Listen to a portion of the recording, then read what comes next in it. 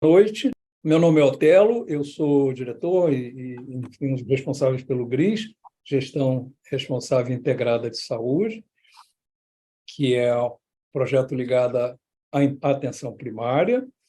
Nós já tivemos alguns seminários, nós temos seminários periódicos, agora estamos retomando esses seminários e a ideia é que tenhamos um seminário mensal. Os seminários sempre vão girar em torno de questões clínicas, em questões que são do interesse geral da equipe de atenção primária, médico, enfermeira de família, predominantemente em torno de temas clínicos. Hoje a gente tem a doutora Samantha Dagnese, que ela é otorrinolaringologista, mas é especialista em medicina do sono. Hoje ela faz um mestrado em Barcelona, em medicina do sono. Se eu me enganei, você me corrige. E é uma pessoa com muita... um tema muito interessante que vai nos ajudar muito as questões ligadas à medicina do sono para o médico da atenção primária, para a enfermeira de atenção primária, para a equipe de atenção primária. Nós temos junto com a doutora Samantha, o doutor Alexandre Gelman, que é neurologista ligado à neurologia do comportamento, diretor da Interativa e sócio da Interativa Saúde e também do GRIS, é o meu grande parceiro no GRIS aqui em todas as áreas de coordenação de cuidado, área técnica, enfim, e que também vai comentar a apresentação da doutora Samantha, como neurologista e como pessoa que também está ligada às questões do sono. Então, boa noite a todos que estiverem nos ouvindo e vendo. E, doutora Samantha, por favor, pode começar. Bom, uma boa noite a todos. Como o Otelo comentou, eu estou agora à distância, um pouco com frio, porque eu estou aqui na Espanha e agora aqui já é inverno. Eu gostaria de pedir para quem está nos assistindo também para enviar perguntas, caso tenham. Eu vou também abrir em cada tópico um tempo para isso, fiquem à vontade. E eu gostaria de agradecer o convite do Otelo e do Alexandre para falar sobre sono, que é um tema que nós temos visto cada vez mais ser discutido, que é muito relevante, porque o sono interfere na nossa vida, assim como alimentação e exercício físico, então tem uma importância tremenda, e por isso eu fico muito feliz de estar aqui falando com profissionais de saúde sobre esse tema. Então eu vou começar aqui a minha apresentação. Só um minuto para eu colocar.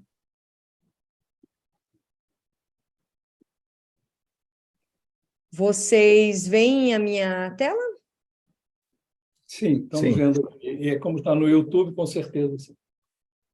Tá, perfeito, perfeito. Então, mais uma vez agradeço ao Otelo e ao Alexandre o convite. Eu gostaria de agradecer também aos médicos que responderam o questionário, porque ajudou também a direcionar alguns tópicos aqui da conversa, e a presença de vocês, sem dúvida nenhuma, discutir mais sobre sono em vários contextos é algo que eu gosto muitíssimo. Com certeza vocês têm alguns contextos bastante diferentes na prática clínica, né? Então, algumas das perguntas que vocês trouxeram no formulário foram: eu devo iniciar uma medicação para sono? Eu devo solicitar um exame para avaliar uma queixa de sono? Eu devo encaminhar para um especialista? E qual é o especialista, caso seja indicado? Os tópicos que eu gostaria de abordar com vocês hoje são o problema atual de sono que nós temos, qual é a importância do sono para a nossa vida, qual é o nosso papel como profissionais e como pessoas que difundem informação em saúde, e alguns tópicos para finalizar bastante práticos para usar no dia a dia, na parte clínica, como que a gente deve avaliar rapidamente um caso. Eu vou deixar um espaço entre esses tópicos também, caso alguém queira fazer algum comentário, inclusive o doutor Alexandre, né, que tem uma experiência muito grande na prática clínica, gostaria também de ele fazer alguns comentários, caso ache apropriados. Um pouco aqui sobre mim, então, como o doutor Otello comentou, eu faço atualmente um mestrado em saúde digital na Universidade de Barcelona. A gente sabe que as tecnologias e saúde digital têm transformado muito a medicina, mas elas precisam muito de profissionais da saúde como nós também para poder usar melhor essas ferramentas na prática, né? Eu sou uma médica formada pela Federal do Paraná, tenho residência em otorrino pelo servidor estadual e fiz minha especialização pelo Instituto do Sono e depois prova de título da Sociedade Mundial e alguns cursos internacionais na área de sono, em Stanford, no Nicholson Center e na Itália. E também tive, além da prática clínica, uma experiência em gestão.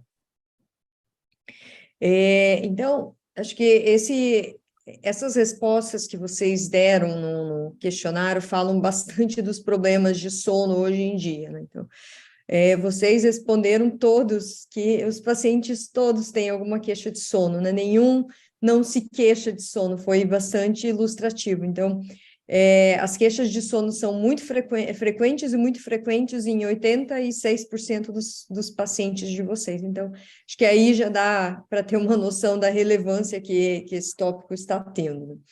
E por que que a gente tem isso, né? Bom, a gente tem várias questões do mundo moderno, né? Hoje em dia a gente estuda até muito tarde, a gente trabalha até muito tarde, a gente usa aparelho eletrônico, mídia social, até muito mais tarde do que a gente fazia há um tempo atrás, né? A gente também a gente também socializa de uma forma muito mais frequente, né? A gente teve uma parada de eventos sociais na pandemia, mas já retornou totalmente. É muito nítido a gente ter a gente estender o nosso sono para poder caber todas as atividades que a gente quer. Atividade física também, né? É muito comum a gente ter academias que estendem o horário até meia-noite, né? Eu já vi academia ter aula até de madrugada, o que é muito, muito danoso para o sono. E, claro, né, nós profissionais da saúde já estamos bastante acostumados, né, vou colocar esse termo assim, embora não seja o ideal, com privação de sono, né, desde a nossa faculdade de medicina, a residência nem se fala, né, a gente sabe muito bem o que é privação de sono na residência e depois na prática clínica. Então, nós profissionais de saúde somos alguns dos mais acometidos por problemas de sono. E isso tudo leva ao que a gente chama, né, o termo que a gente chama de jet lag social. Eu não sei o quanto vocês estão familiarizados com esse termo, mas a gente usa muito esse termo na prática clínica para entender aqueles pacientes que se privam do sono durante a semana, porque têm vários compromissos de trabalho, de estudo, ou por questões sociais, porque frequentam festas, jantares muito tarde, e compensam o sono, né? Então acumulam o sono para o final de semana, né? Esse é o conceito do jet lag social. E, claro, além de todos esses contextos, vamos dizer, mais sociais ou relacionados ao trabalho, a gente tem doenças, né? Então, a gente vai falar um pouco mais para o final da palestra sobre algumas das principais doenças do sono, aqui a gente tem ilustradas a apneia e a insônia, que também são causas muito, muito frequentes de privação de sono na população que a gente atende. E como isso, né, todo esse contexto de problemas do sono reflete no nosso consultório, né? Como vocês próprios responderam na pesquisa, o que a gente vê é uma epidemia de prescrições, né? Então, cada vez mais a gente vê pessoas em uso de medicação, seja uma prescrição realmente feita por um profissional da saúde, seja de outro modo, a gente sabe de um mercado que existe desse tipo de medicação, infelizmente.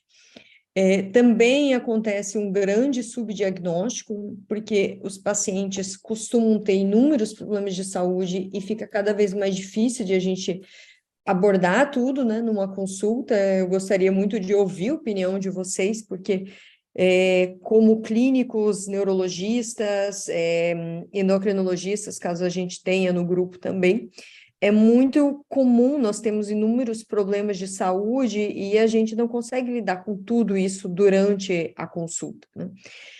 Além disso, a gente sabe que existe uma grande falta de profissionais de medicina do sono, no país como no mundo, né? Então, isso leva realmente a um grande subdiagnóstico. E muitas vezes também acontece de o paciente ter uma indicação de tratamento e desistir, né? Assim como em várias outras especialidades médicas, é muito comum os pacientes com problemas de sono desistirem do tratamento, seja com algum tipo de terapia, seja com CPAP. Esses pacientes muitas vezes se perdem porque eles têm inúmeros outros problemas além do sono, né?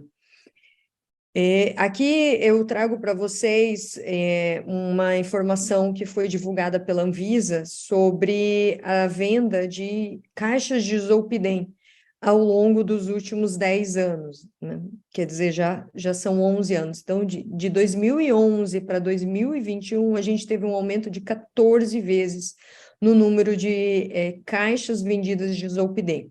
Então, só aí a gente tem uma noção, né, da epidemia de uso de medicamentos para sono que a gente tem tido no Brasil, né? E muitos são profissionais de saúde, inclusive, né? Alguns outros números que eu trago para vocês para discutir, né, esse tema. Nós sabemos que os pacientes que têm apneia do sono têm quase 4 vezes mais riscos de eventos cardiovasculares do que pacientes não apneicos, né? Então, isso por si só já indica a gente fazer perguntas naqueles pacientes que possam ter algum risco cardiovascular já, porque assim como a gente investiga o colesterol aumentado desse paciente, a gente precisa investigar o sono. E os pacientes que têm algum tipo de evento respiratório têm 18 vezes maior risco de arritmias, né? Os cardiologistas sabem muito bem isso, inclusive a fibrilação atrial, que é uma arritmia muito associada com problemas de sono, é muito já suspeitoso de apneia, né? E os cardiologistas têm tratado isso ou têm investigado isso. Os pacientes, as pessoas que são privadas de sono. Então, agora não falando só de pessoas que tenham uma doença de sono, mas pessoas que se privam de sono por N questões, como as questões sociais que a gente falou agora, têm um risco de 1,4 vezes maior de diabetes, né? E a insônia também é muito associada com demência, já existem centenas de estudos nesse sentido, falando do risco relativo de demência na presença de insônia. Então, quando a gente fala de inúmeros fatores cardiovasculares e genéticos que estão ligados à demência, o Dr. Otello participa de muitas pesquisas no tema, pois a insônia, né, e problemas de sono com certeza estão nessa lista.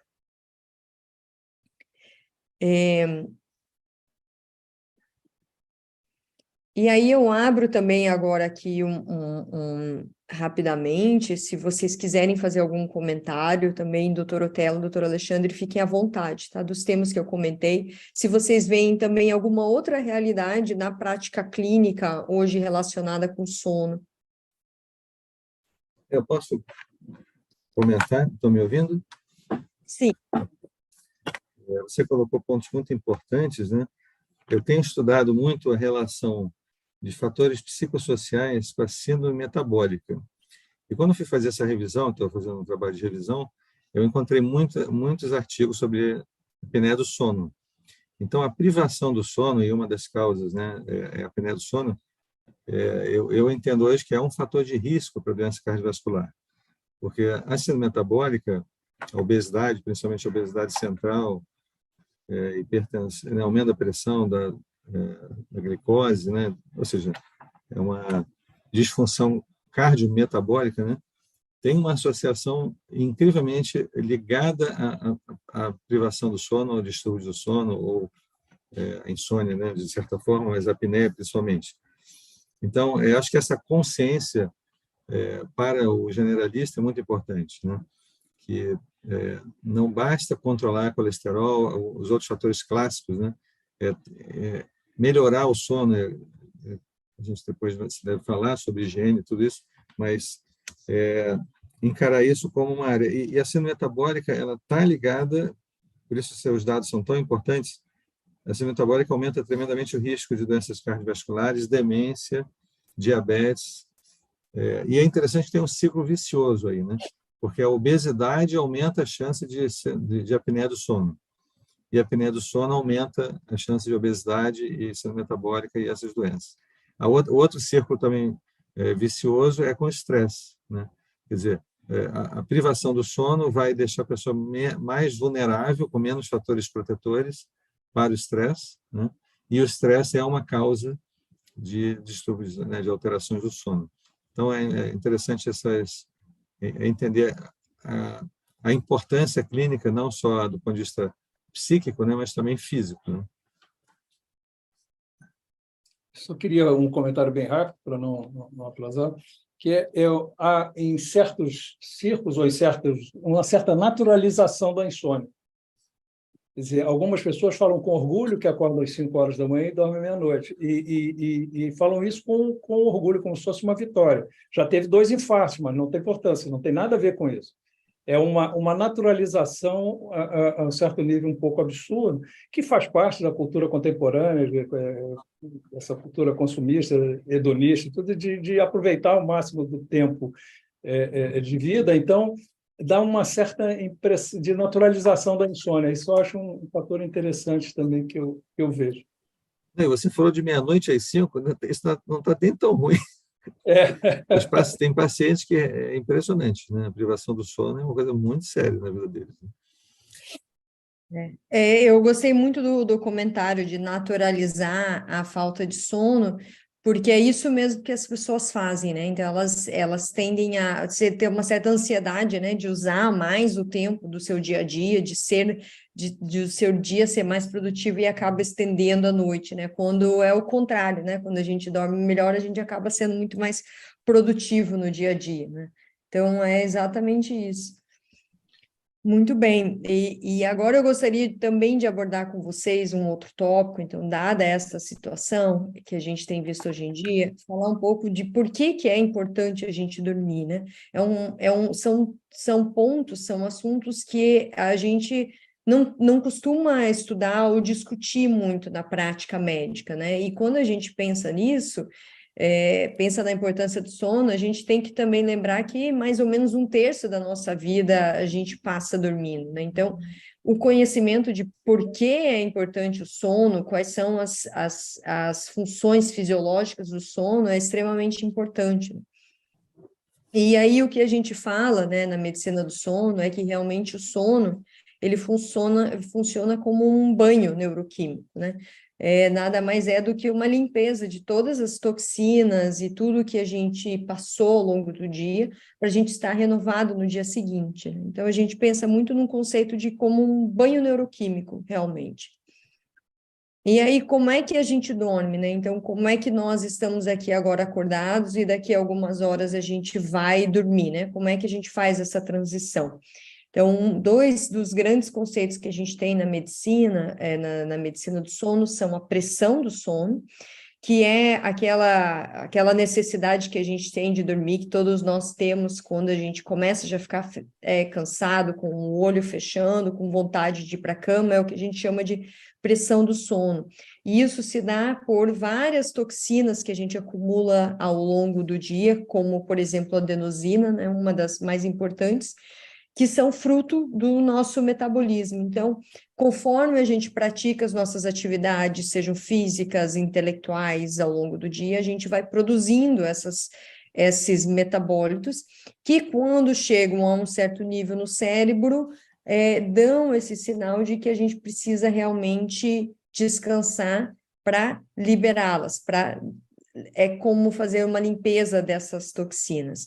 E outro conceito muito importante que explica como é que a gente inicia a dormir é o nosso ritmo circadiano, né? Então, o ritmo circadiano nada mais é do que um reloginho, né? Vai fazendo tic-toc, tic-toc ao longo do dia, e vai nos dizer o nosso horário melhor de performar durante o dia e o nosso horário melhor de dormir, né? E isso é, o nosso relógio biológico, ele tem um componente genético muito importante, e ele também dita o que a gente chama da homeostase, né, no sono, que é justamente essa transição do ciclo sono-vigília que a gente tem todos os dias.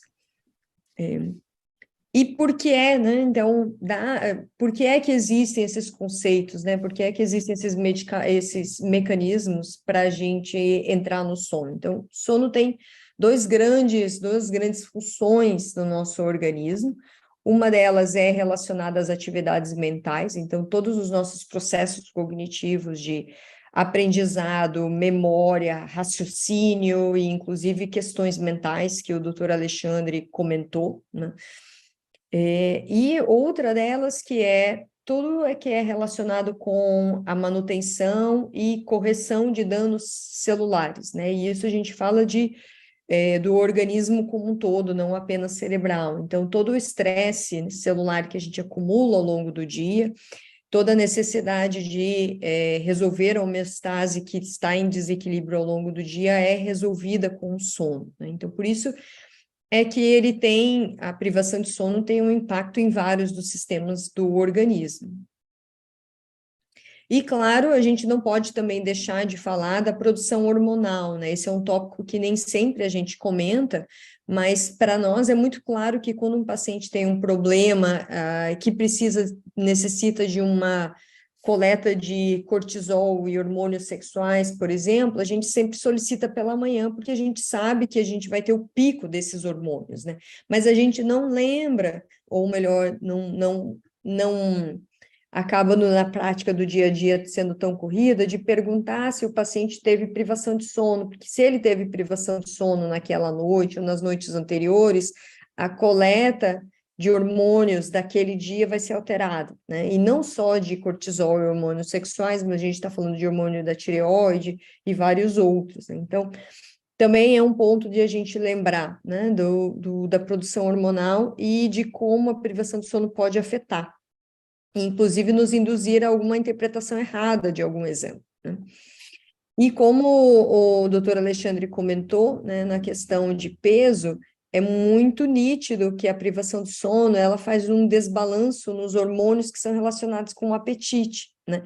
Então, quando a gente tem uma privação de sono, a grelina, que é o hormônio mais relacionado com o apetite, que estimula o nosso apetite, ela tem um aumento da sua ação. Então, todos nós podemos pensar ou tentar associar num dia que a gente tiver privação de sono, que a gente possivelmente vai ter mais fome nesse dia.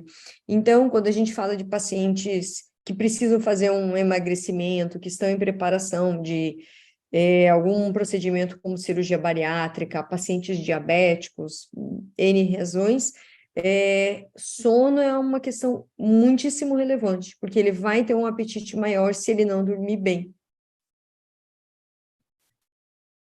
Um ponto também importante que eu trouxe para vocês é o conceito que a gente tem de cronotipos, né? Eu não sei o quanto vocês estão familiarizados com isso, mas os cronotipos são aqueles perfis do nosso ritmo circadiano, do nosso relógio biológico. Então, nós humanos, nós temos basicamente 3 classes de cronotipos, né? Nós somos matutinos, vespertinos ou tipo mais intermediário, né? O que é isso, né? O matutino é aquela pessoa que tem um melhor desempenho pela manhã e, portanto, ela dorme mais cedo e acorda mais cedo, né? Ela tem essa característica. Os vespertinos são as pessoas que dormem mais tarde e acordam mais tarde, portanto, performam mais tarde também, ao longo do dia, né? E nós temos também o perfil mais intermediário, que são pessoas um pouco mais flexíveis, elas conseguem se adaptar mais a ser mais do perfil matutino ou vespertino conforme a necessidade, né? Isso é importante de a gente pensar, de a gente lembrar, porque os vespertinos normalmente têm riscos muito aumentados de saúde, porque por várias questões, a nossa sociedade favorece os matutinos, né? Nós costumamos começar o trabalho muito cedo, a gente não costuma ter nenhum tipo de flexibilidade em horários, né? Quando a gente tem horários mais rígidos, normalmente quem sofre mais são os vespertinos. E um ponto aí muito importante nesse ponto do cronotipo é que ele tem algum componente de ambiente e também de genética, né?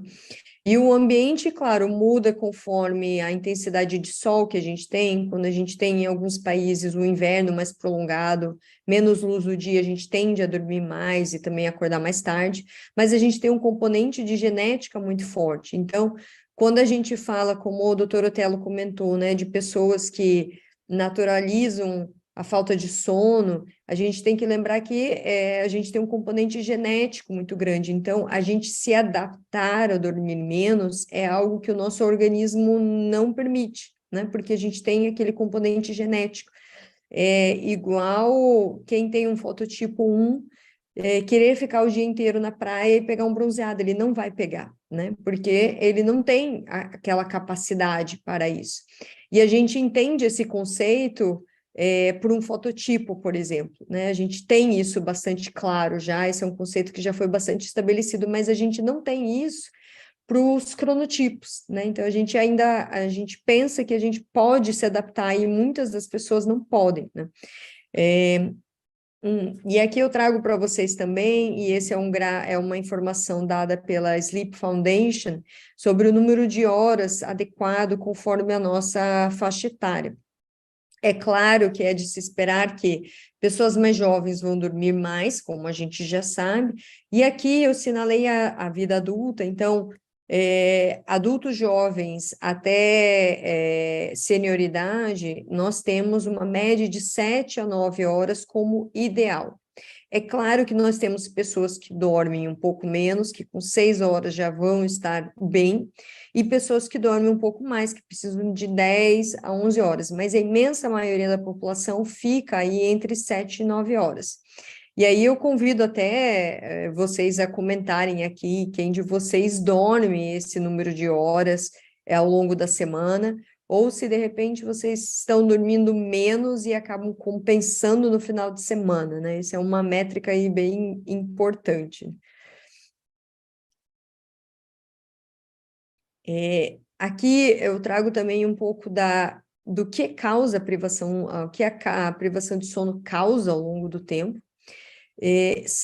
Existem inúmeros estudos, né, centenas de estudos ao longo das últimas décadas sobre a privação de sono, é claríssimo na literatura isso, que ela causa, então, sobrepeso, obesidade, a hipertensão arterial. Então, como eu comentei com vocês que o perfil vespertino costuma ser o mais afetado, porque por questões sociais eles acabam tendo que acordar cedo e eles não conseguem dormir mais cedo, então eles são pessoas mais propensas a ter problemas de privação. Diabetes, quadros depressivos, como o doutor Alexandre apontou, né, são mais frequentes em quem tem privação de sono. Acidentes, esse é um ponto muito importante, né, quando a gente fala, por exemplo, em geriatria, que o doutor Otello comentou de várias pesquisas que têm sido feitas, que ele próprio está envolvido, pacientes geriátricos, a gente tem que pensar muito nisso, né? A gente sabe que eles são mais sujeitos a fraturas, a inúmeros acidentes, mas a gente não lembra de que a privação de sono pode levar a maiores acidentes, né? E alterações hormonais, como eu comentei.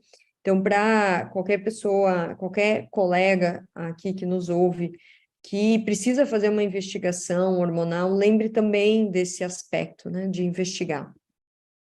E, claro, como eu já comentei em slide anterior, a demência é algo que tem sido cada vez mais estudada, a relação com sono. Nós sabemos que nós vamos ter cada vez mais indivíduos com demência e o impacto que isso vai trazer para a sociedade como um todo, para os familiares. Então, esse é um outro ponto muito sensível em que a medicina do sono precisa cada vez mais atuar. E aí, falando um pouco do nosso papel como profissionais da saúde, né? O que a gente pode e deve desempenhar, né? Então, Primeiro deles é realmente a gente ter muito claro a função importante para a saúde que o sono tem e lembrar dessa máxima, vamos dizer assim, em todos os atendimentos que a gente faça, em todos os conceitos que a gente tenha, né?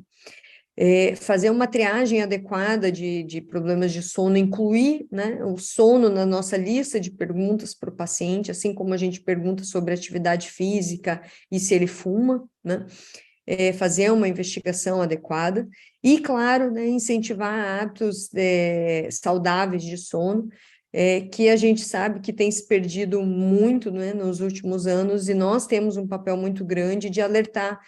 Muitas vezes pode parecer algo muito simples e muito óbvio para o paciente, mas quando ele está naquele contexto todo social que incentiva hábitos que não são bons, muitas vezes não é claro para ele, né, certos pontos, e a gente pode ajudar com conceitos muito simples, né?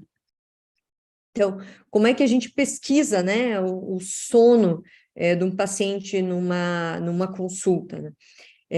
A gente tem inúmeros questionários, inclusive eu vou comentar sobre um para vocês em alguns slides para frente, mas eu trago aqui alguns conceitos bem gerais, né, que são bastante intuitivos também de a gente perguntar sobre na consulta, né? Então, assim como a gente pergunta sobre outros hábitos, é importante a gente perguntar, né, quantas horas o paciente dorme? Será que ele dorme entre 7 e 9 horas, que é o adequado? Será que o sono dele é regular ou ele tem vários dias em que ele joga futebol e aí volta agitado, vai dormir 1 hora da manhã, e aí nos outros dias ele dorme mais cedo, ou seja, quanto aquelas horas de sono que ele diz que dorme são constantes ao longo da semana, né?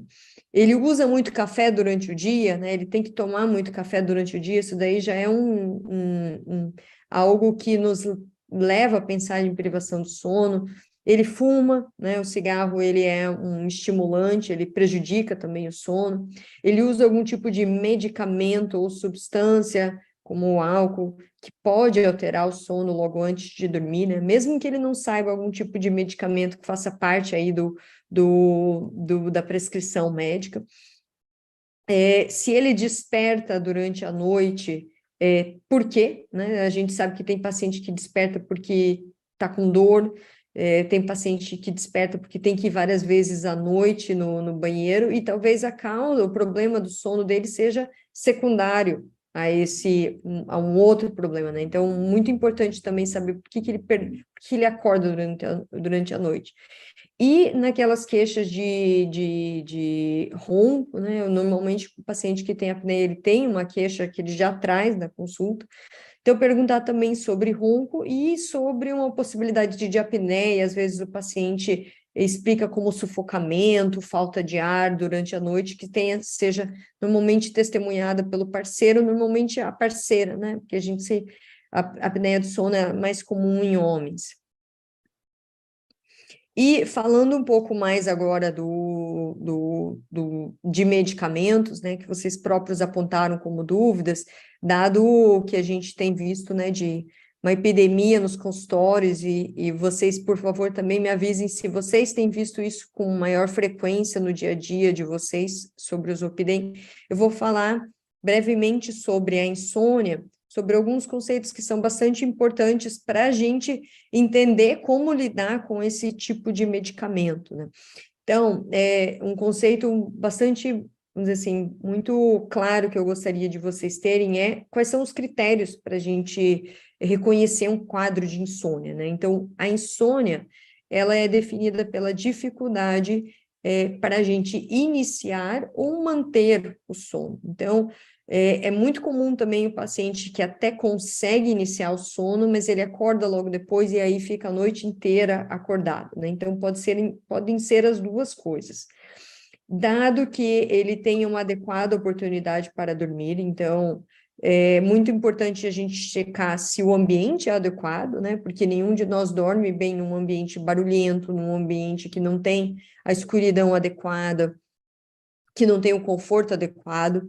E que tem algum tipo de prejuízo diurno, né? Então, o paciente insônia é o paciente que já acorda irritado, que tem um grau mais aumentado de ansiedade ou depressão, que tem sono durante o dia, que às vezes não consegue realizar as tarefas como ele realizava anteriormente, que tem esquecimentos, então que tem algum tipo de consequência nas suas atividades, e que acontece aí o númerozinho, né? 3 vezes por semana, no mínimo, por mais de 3 meses, né? Então, isso é como a gente define insônia na prática de medicina do sono. E um ponto importante aqui é que a polissonografia não é necessária para o diagnóstico, né? Então, a insônia, ela é feita com base nestes critérios clínicos, né? Um outro ponto aqui importante também, é claro, né? Dado que o paciente não use nenhum tipo de medicamento que induza a insônia. Eu falo isso porque, além do Zolpidem, a gente tem visto um uso muito aumentado de estimulantes, por exemplo, o Venvance, né? Acredito que vocês tenham visto isso na prática. Por favor, também, se tem alguma outra medicação que vocês queiram compartilhar. Então, um paciente que usa esse tipo de medicação e não consegue dormir, não é, né? A gente não pode classificar desse modo, porque ele está sendo induzido por algum tipo de medicamento. E aí, claro, nesses pacientes, a gente vai solicitar polissonografia caso a gente entenda que existe uma suspeita de outra doença, né? Porque o que acontece com um cenário muito frequente nesses pacientes é que a polissonografia ele não consegue fazer, né? Porque a gente já imagina que é um paciente que já tem uma dificuldade para dormir, já não é fácil de dormir nem na sua própria casa, muito menos num ambiente de um laboratório, com um equipamento. Então, é relativamente frequente os laboratórios de sono receberem pacientes com insônia, e que muitas vezes eles não conseguem realizar um mínimo de horas para dormir, né? Então, a gente não deve solicitar esse tipo de exame para uma insônia, a não ser que a gente tenha uma suspeita, por exemplo, de apneia do sono concomitante, que não é rara, né? Existem, e aí sim a gente deve solicitar. Então, como é que a gente conduz, né, a medicina a insônia? Então, já existem guidelines, o protocolo que eu trago aqui é o mesmo da Sociedade Brasileira, que é o mesmo da Sociedade Americana e da Mundial, que a terapia cognitivo-comportamental, então a TCC, é a primeira opção em todos os casos, né? Por que ela é a primeira opção em todos os casos? Porque a insônia, ela tem um componente emocional e de percepção do sono que é muitíssimo importante. Então, quando a gente recebe um paciente que, por exemplo, já esteja em uso de medicamento, então, uma das perguntas foi, como que eu devo abordar um paciente que já está em uso de uma medicação? Então, a primeira coisa que a gente deve fazer é perguntar se ele já fez ou se ele está fazendo algum tipo de terapia com psicólogo, né? E caso ele não esteja, a primeira orientação que a gente deve dar é que ele faça, né? Porque nenhum tratamento medicamentoso vai ser eficaz. A terapia cognitivo-comportamental é, de longe, o tratamento que mostra mais resultados, né, para o paciente. E a gente entende que isso não seja fácil de adotar, porque mudar os nossos conceitos e os nossos hábitos nunca é fácil, né? Mas a gente também não pode introduzir uma medicação sem falar sobre isso, e a gente deve ser bastante reticente com o paciente que volta para repetir a medicação, mas que não esteja fazendo algum tipo de terapia, né? E, claro, eu coloco aqui que a revisão de hábitos de sono é importantíssimo, porque a quantidade de pacientes insones que a gente tem com hábitos de sono ruins, irregulares, é enorme, né? Ou seja, a gente não vai conseguir tratar com medicamentos se o paciente não vai num horário adequado para dormir, né? Então, assim, a gente fala que são os conceitos mais básicos de medicina do sono que a gente nunca pode relevar, né? E os medicamentos, por exemplo, a droga Z, e dentre eles o Zolpidem, que é um dos principais componentes, eles sempre vão ser adjuvantes, né? Então, a gente foca muito em retirar ou nem introduzir o medicamento, né? Os protocolos, inclusive, orientam a incluir o medicamento como tratamento quando a terapia sozinha, né, isolada, não resolve. mas nunca apenas o medicamento, e isso é uma prática que a gente tem visto cada vez mais, né? Caso vocês tenham algum caso que venha no consultório desse modo, que o paciente já esteja usando a medicação, mas não tenha nenhum outro tipo de abordagem, é importante ter. E aí, vocês fiquem à vontade também, doutor Otello e Alexandre, se vocês quiserem compartilhar algum caso. Se vocês têm visto pacientes virem com o uso do Zolpidem, como tem sido isso na prática clínica de vocês? Eu além dos pacientes de consultório e agora de teleconsulta, eu tenho um grupo de pacientes idosos que eu atendo como neurologista em casa, né? Então, realmente, a prevalência é absurda, né, do Zolpidem, que, na verdade, é só questão de modismo, né? Quer dizer, então, são aquelas drogas benzodiazepínicas com ação rápida, né? Então, tem uma ação muito rápida, intensa e de curta duração, né? Então, eu tenho muitos pacientes que exatamente eles têm o benefício de iniciar o sono com a medicação e depois acordam no meio da noite. E é muito legal porque, assim, o que você falou até do TCC e hábito do sono, porque a minha primeira conduta para os meus pacientes com insônia é, quando você acordar no meio da noite, anote o que está na sua cabeça. Porque é o problema que está te acordando. Isso não é claro que não é para todos, mas em muitos casos, todos nós sabemos, quando nós temos uma ansiedade para resolver um problema, etc., é mais comum ter aquela insônia. Então, e esse simples aconselhamento eu vejo como funciona, né? Quando a pessoa bota no papel o que está na cabeça dela, é como se ela falasse assim, então pode dormir que amanhã você resolve. Aí eu só aviso que se no dia seguinte você não resolver o problema, de novo aquele problema vai acordar a pessoa, né? Então, assim, essa visão mais comportamental, né, e não medicamentosa, acho muito legal você falar, né? Acho que isso é um problema generalizado, né? A gente está no modelo ocidental de medicina, né, em que existe um excesso de medicalização. Então, as pessoas elas procuram assim, doutor, me passa o Vyvanse ou qualquer outra coisa, porque eu não estou conseguindo me concentrar, né? Aí eu falo assim, o mundo inteiro tem esse problema. Então, as pessoas querem resolver problemas normais com autodisciplina e com enfrentamento com remédio, né? E isso vale tanto para dormir como para se manter acordado, como para se concentrar. Então, é muito boa essa visão não medicamentosa e usar realmente os casos que estão indicados. Eu queria saber se você tem alguma experiência com quetiapina, né? Eu tenho pacientes que têm ótimos resultados. E também uma pergunta, queria a sua visão sobre o sono em prestações, né?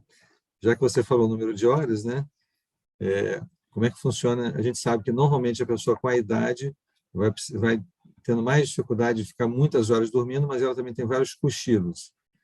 E também queria que você falasse um pouquinho sobre essa questão do sono REM, não REM, ou seja, todos os benefícios que a gente está falando aqui, se realmente é ligado ao sono profundo, porque hoje os relógios, né, a saúde digital, que você falou que eu também estou muito ligado à saúde digital, e hoje as pessoas facilmente com seus relógios, smartwatch, conseguem, não sei o quanto tem de acurácia, né, mas eles mostram quantos por cento você tem de cada tipo de sono, então, só comentar um pouquinho sobre isso. Queria falar, tem algumas pessoas aqui fizeram alguns comentários, mas mais comentários pessoais. Uma falou, eu sou vespertina, tenho necessidade de dormir 9 horas e tenho dormido 4 horas por noite. Outra pessoa, digo, além de não conseguir dormir a quantidade ideal de horas, sinto que o sono não é reparador. Outra disse, eu durmo no máximo 7 horas no noite. Outra falou, eu tenho problema com sono, já acordo com pressão alta, durmo 5 horas no máximo, 6 horas num dia bom, pratico exercício físico, não bebo ou fumo, quando pioro, tomava Zolpidem, já troquei de medicação de novo. Guarda isso só um instantinho, que eu queria falar só um comentário rápido, que é a relação entre insônia e depressão, e na pandemia se evidenciou muito, que não é só uma questão de causal, mas uma questão da insônia ser dos das manifestações da depressão. Então, quer dizer, é um sintoma da depressão. O acordar angustiado, o acordar com ideias muito melancólicas, ideias de ruína, ideias que não vai conseguir fazer nada, vai melhorando no decorrer do dia, vai para a noite começam a voltar algumas ideias dessa natureza, há um período de insônia, um acordar cedo e acordar de novo na angústia. Então, essa insônia não é que ela está causando a depressão, mas ela é o próprio sintoma da depressão. E a outra, concordar inteiramente, eu sou psicanalista, assim, você sabe disso, então, quer dizer, sou completamente a favor, pode ser a terapia cognitivo-comportamental ou uma psicoterapia breve psicanalítica, enfim, mas eu acho que a psicoterapia é o tratamento de eleição para a insônia, de uma maneira geral, né? Evidentemente, E uma última coisa que me passou, assim, uma coisa um pouco mais engraçada, é que você imagina, o urso dorme no inverno, você falou, no inverno o urso dorme, lá no inverno hiberna, e não é uma questão para ele, ou seja, que o sono é uma questão que é uma questão da cultura, uma questão humana por excelência, na medida em que o homem é um sujeito da cultura e que começa a regular todas as questões da vida dele, inclusive o próprio sono, que deixa de ser algo da ordem da natureza e passa a ser da ordem da cultura, quer dizer, não é da ordem da natureza o sono, como urinar ou ir no banheiro, não é. Ele vira uma história aculturada, quer dizer, então o sono tem que ser assim, tem que ser assado, você tem que dormir mais, quem dorme muito é preguiçoso, quem não dorme não sei o quê, quem dorme pouco é agitado, há uma arrumação em torno do sono. Então é só isso, rapidinho. A gente distorceu, né, os conceitos a necessidade do sono, é isso mesmo, a gente adaptou o sono à nossa vida, né? Então, sobre esse ponto os pontos que o doutor Alexandre perguntou, então, quetiapina, a indicação mais, a melhor indicação para ela é para aqueles pacientes que têm uma dificuldade grande de manutenção do sono, né? Então, aqueles pacientes para quem iniciar o sono não é um grande problema, então o Zolpidem, por exemplo, não vai ajudá-los, mas eles precisam ou têm uma dificuldade muito grande em manter o sono, né? E muitas vezes a gente indica para esses pacientes, em geral, aqueles pacientes que têm um tempo total de sono muito curto, por exemplo, 4 horas, né? Então, é para pacientes mais extremos, vamos dizer assim. Tem que também tomar um cuidado, como vocês sabem, da sonolência rebote, né, no dia seguinte, que pode acontecer. E também, sem dúvida nenhuma, tem que passar por toda uma higiene, uma revisão de hábitos de sono, psicoterapia, sem dúvida, evitar cochilo, porque esses pacientes, muitas vezes, o que a gente tem que diferenciar são os pacientes que têm maus hábitos e daí que levam a um tempo total de sono à noite muito ruim. Esses pacientes, por exemplo, que têm uma indicação de quetiapina, muito frequentemente eles tiram vários cochilos à noite, e aí eles perdem aquela pressão de sono. Então, em muitos dos casos, poderia até evitar a medicação, se mudar hábitos de sono. E aí, Desculpa, sim. só para não perder, ainda está na questão da medicação, também há uma certa onda, não só do Zolpidem, mas da melatonina, queria que você pudesse lembrar. Uhum. A melatonina é um outro ponto que tem sido muito, muito comentado. A melatonina não tem indicação para insônia, né? A indicação formal da melatonina é para jet lag, porque ela tem pouca eficácia na insônia, né? Se a melatonina tem muito pouco a acrescentar para a insônia, nada que TCC e bons hábitos de sono não vão dar, né? Então, tem vários estudos já falando sobre isso. A melatonina não tem uma grande eficácia para a insônia, né? A gente sabe que muita gente prescreve. Se alguém aqui pensa em prescrever melatonina para insônia, eu iria muito mais aí na linha de um fitoterápico, por exemplo, né? De uma valeriana, um chá para dormir, algo do tipo, que vai ter, inclusive, melhor efeito do que a melatonina, sabe? Porque para insônia ela não tem uma boa indicação. Vamos sempre lembrar que em todos os estudos farmacológicos tem um efeito placebo, né? Então, Exato. qualquer droga vai funcionar. Exatamente, exatamente. Então não tem uma, assim, uma indicação, embora esteja, né, bastante na moda, a gente fala muito da melatonina, mas vocês veem, eu nem coloquei aqui, né? Por isso que ela não está indicada, né? É um bom ponto de mencionar. Sobre os cochilos e sono REM, não REM, então o que a gente sabe é que tem uma corrente que fala de sono polifásico, né, na raça humana, e o que a gente sabe é que nós somos, então, nossa raça dorme à noite, né, e funciona de dia, diferente de outros animais, por exemplo, a coruja. Então, nós somos feitos para dormir à noite e funcionar de dia, e é ponto. Mas o cochilo durante o dia pode ser benéfico, né? Então, a gente tem uma certa pressão e uma certa característica da natureza de ter um pouco de sono entre 1 e 4 da tarde. E isso a gente costuma atribuir ao almoço, por exemplo, quando a gente come alguma coisa pesada, mas essa pressão de sono ela vai vir independente do que a gente comer, né? A gente vai ter uma vontade de dormir e é saudável a gente dormir nesse momento, desde que não passe de meia hora, 40 minutos, né? Então, a gente pode e deve tirar um cochilo neste momento, desde que então tenha essa duração. Porém, se o paciente que vocês tratam tem já problema de sono, ele está totalmente contraindicado, porque ele precisa acumular essa pressão de sono para dormir à noite, né? Então, o paciente com insônia não deve tirar cochilo durante o dia. Desculpa, mas assim, quando o paciente fala assim, não dormi nada essa noite, eu falei, que bom, na próxima você vai dormir bem. É claro, né? Se ele não dormiu nada, dormiu um pouco no outro dia, ok, mas o ideal é que ele não faça, realmente, porque você não sabe o grau de cansaço que ele vai estar, mas o ideal é realmente não dormir. Não, eu nunca recomendaria ninguém para não dormir.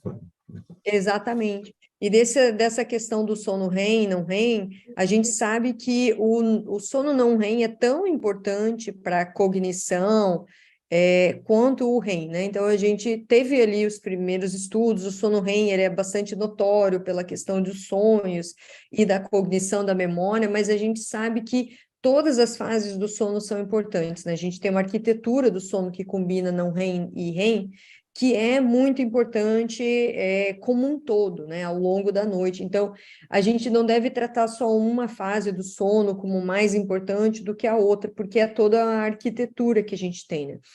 É claro que quando a gente fala de sono profundo, dado que ele acontece mais para o final da noite, se o paciente tem bastante sono profundo, é sinal de que ele dormiu bem, né? Então, que ele dormiu, muito possivelmente, o número de horas que ele precisa dormir. É mais nesse conceito que a gente deve avaliar, sabe? Perfeito. Mais alguma coisa? Não. Tá, você pode... Você está na Espanha, que é a terra da siesta, então... Exatamente, eu ia falar da questão da sabedoria, né, dos espanhóis. Sabedoria que é utilizar essa pressão do sono para dar uma boa dormidinha. Exatamente, exatamente. Então, aqui, né, bem, assim, algumas cidades grandes, por exemplo, Barcelona, perderam esse costume, mas cidades pequenas fazem siesta, elas literalmente fecham, né, os restaurantes esse horário para eles descansarem. E é exatamente esse conceito, né, que eles não precisaram da ciência para descobrir. Claro. Eu gostaria de comentar. Claro, Tá. claro. Não. Eu posso deixar para o final. Coisa, Alexandre e Samantha, como já são 2 minutos para as 8, a gente vai prolongar um pouquinho, mas vamos dar um... Isso. Eu já estou acabando aqui, então o último tópico que eu queria trazer para vocês é quando que eu solicito um exame, né? Você fala, tá, Alexandre? Desculpa. Algumas perguntas que me são feitas, inclusive os médicos que responderam o questionário, quando que eu peço um exame, né? Então, muitas vezes quando tem alguma queixa persistente que afeta a qualidade de vida, quando o paciente se queixa de algo muito pronunciado, olha, eu durmo, mas a minha qualidade de sono é muito ruim, então aí a gente deve realmente investigar um problema de sono, dado que ele não tem esses hábitos de sono ruins que levam a uma qualidade ruim, né? E, claro, o principal motivo de a gente solicitar um exame de sono na prática médica é para avaliar a apneia do sono, né? Como a gente comentou, para insônia a gente não precisa desse exame para fazer diagnóstico, mas para apneia sim, né? E como é que a gente avalia a apneia? Desculpem que está com... Era o próximo slide para estar essas informações aqui. Então, como é que a gente avalia bem, de uma forma objetiva, no consultório, né, a apneia? Então, o que a gente tem é um questionário que a gente chama de Stop Bank. Depois vocês podem dar uma olhada no próprio Google, tem no próprio site do Ministério da Saúde esse questionário, podem até imprimir e deixar ali como uma colinha, né, porque tem bastante informação. E ele é um questionário que já está validado para a gente avaliar o risco, a probabilidade que um paciente tem de ter apneia do sono. Então, quando um paciente se queixa para nós que ele ronca ou que a parceira ou o parceiro se queixa de que ele se sufoca durante a noite, que ele acorda muitas vezes à noite, vale a pena a gente fazer essas perguntas para ele, né? Porque para a gente entender qual é a intensidade desses sintomas e se ele pode, de fato, ter uma probabilidade de apneia. E aí tem alguns critérios, vocês vão depois encontrar no próprio site do Ministério da Saúde tem ali as definições, mas tem os critérios aqui como eu coloquei. Eu coloquei aqui na lateral, mas já estava aqui embaixo nos critérios de pontuação. Eu posso passar, inclusive, por Otelo depois esse questionário, para vocês saberem, mas, basicamente, quando um paciente tem ronco e apneia, vocês podem fazer essas perguntas aqui para ele, e dado que corresponda à pontuação, aí sim solicitar um exame de sono. A gente fala isso porque é relativamente comum de a gente ter pacientes que fazem o exame de sono e o exame de sono não demonstra apneia, né? Então, ou seja, é um paciente que talvez não precisasse daquele exame, ou alguns pacientes que realmente precisam, e aí, tendo esse questionário, a gente tem mais um argumento para dizer para ele, olha, o senhor precisa realmente, porque por essas perguntas aqui, por este exame aqui que eu fiz, o senhor tem uma indicação, um risco muito aumentado de apneia do sono, tá? Então, pensando aqui para pessoas, para um público de profissionais da saúde que não são especialistas em sono, esse é um questionário que vocês podem levar bem prático, né? Então, assim, eu quis trazer aqui para vocês dois conhecimentos em insônia e apneia para vocês terem exatamente o que pensar no dia a dia, né? Então, insônia igual a terapia cognitivo-comportamental não pode faltar no tratamento de vocês, e a apneia, como que eu sei se eu preciso pedir algum exame, se eu preciso fazer algo, né? E, claro, né, reforçar aqui de novo os hábitos saudáveis de vida, que servem para qualquer paciente, para qualquer queixa, e nunca é demais a gente falar, né, que o paciente precisa ter aquele relaxamento, que fazer exercício físico muito tarde, ou estar muito agitado, trabalhando até muito tarde, vai afetar a ele conseguir desacelerar e dormir, que ter horários regulares de sono é bastante importante, que ter um ambiente tranquilo, confortável para dormir é um investimento que ele faz, né? Evitar aparelhos eletrônicos, nunca é demais a gente falar isso, né? Que o ideal é ele evitar um pouco antes de dormir. Que leitura é um excelente hábito, né? Os neurologistas aqui que estão conosco sabem muitíssimo bem do estímulo cognitivo, quanto é importante para a sua saúde, também para o sono. E, claro, o café a gente deve evitar depois das 18 horas, quem é insônia até antes, né? É importantíssimo porque ele pode prejudicar o sono, principalmente das pessoas que já têm alguma questão. Então, eu trouxe aqui para vocês alguns conceitos, vamos dizer, bastante gerais do sono, e eu gostaria muito de vocês se comunicarem comigo, se tiverem outras dúvidas, darem o feedback de vocês em relação a isso, porque a medicina do sono é um campo que ainda precisa se desenvolver muito, né? E a gente vai precisar muito dos médicos que não atuam, que não são especialistas na área, mas que podem sim conduzir. Inclusive, tem uma boa oportunidade também para desenvolver mais o seu consultório, para ser inclusive um diferencial na consulta, né? Vou parar aqui de Obrigado, compartilhar. Alexandre. Queria que você fizesse aí um último comentário, depois vou pedir a Samantha para dar um fechamento e a gente encerra esse excelente seminário. A Samantha deu um show aqui, né?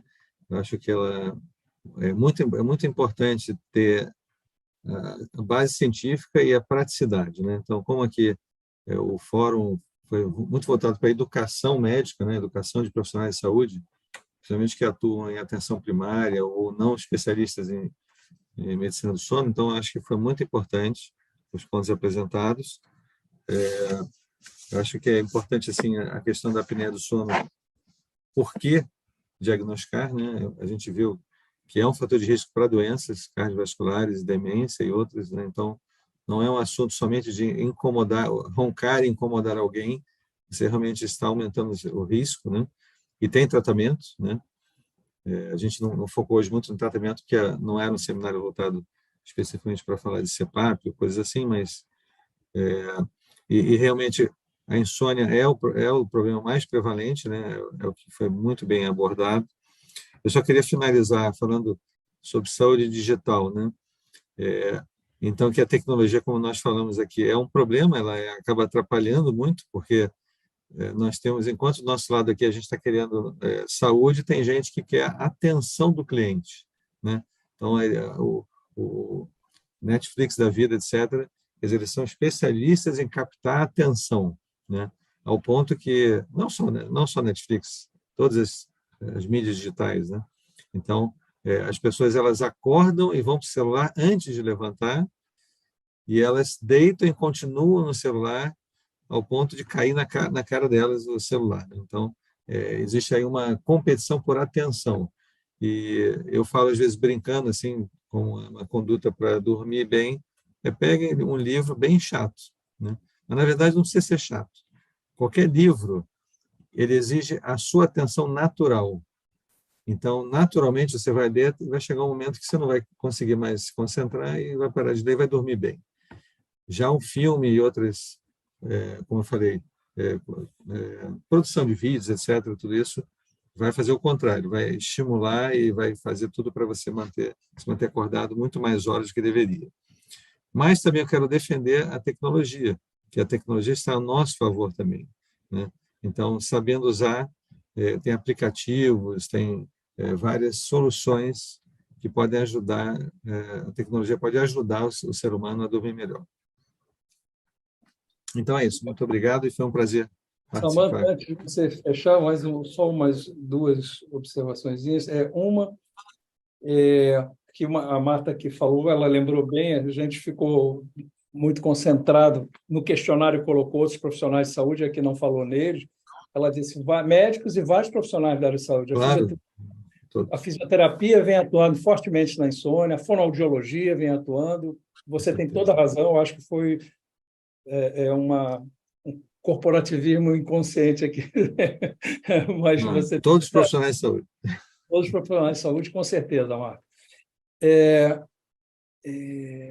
Outra coisa que tem, de certa forma, não é uma questão de orientalizar o Ocidente, mas você tem vindo invadindo um pouco mais a cultura ocidental, certas práticas que antes eram mais práticas orientais, como a meditação e tudo. Mindfulness.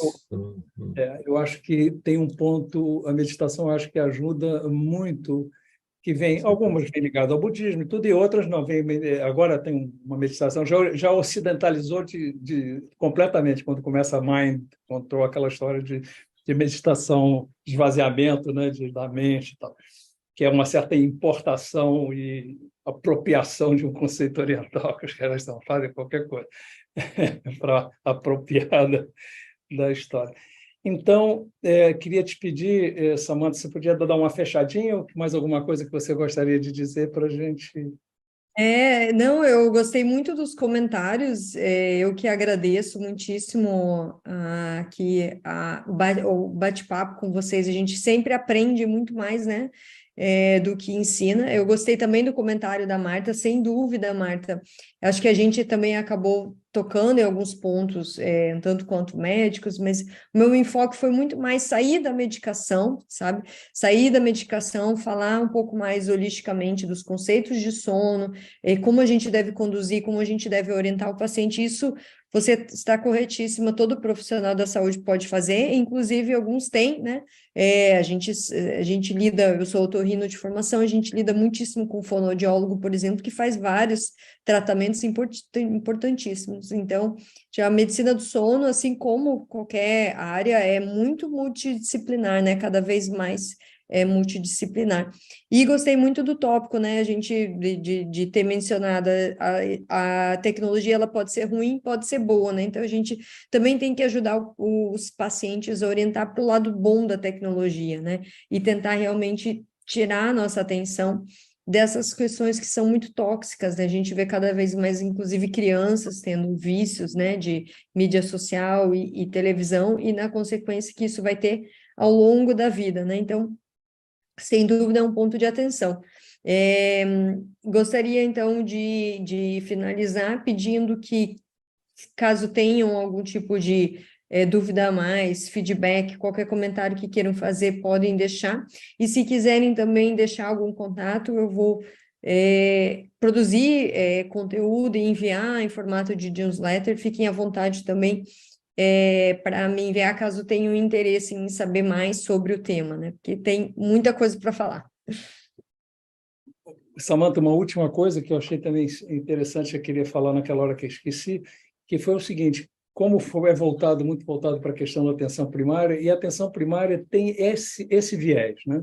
Se você pensar, um médico de família pede muito menos exames que um especialista, quer dizer, ele tem uma relação com o paciente muito próxima, e a coleta de história, o exame físico, a forma de diagnosticar, então ele é menos medicamentoso e menos examinoso, digamos assim, ele pede menos exames. E essa história que você falou da polissonografia, quer dizer, o exame cai e na hora certa, não é? E não ele é um complemento de uma boa história clínica e de um bom exame físico. Agradeço a todos que nos assistiram aqui, e o GRIS vai tentar, e tem o meu compromisso aqui da gente ter um seminário mensal, e com certeza a Samantha vai voltar aqui para a gente ampliar ainda mais esse tema tão interessante. Obrigado, Guelma, pelo permanente companheirismo, e a Samantha pela brilhante apresentação. Muito obrigado. Boa noite. Obrigada, uma boa noite. Boa noite a todos. E durmam bem. Durmam bem.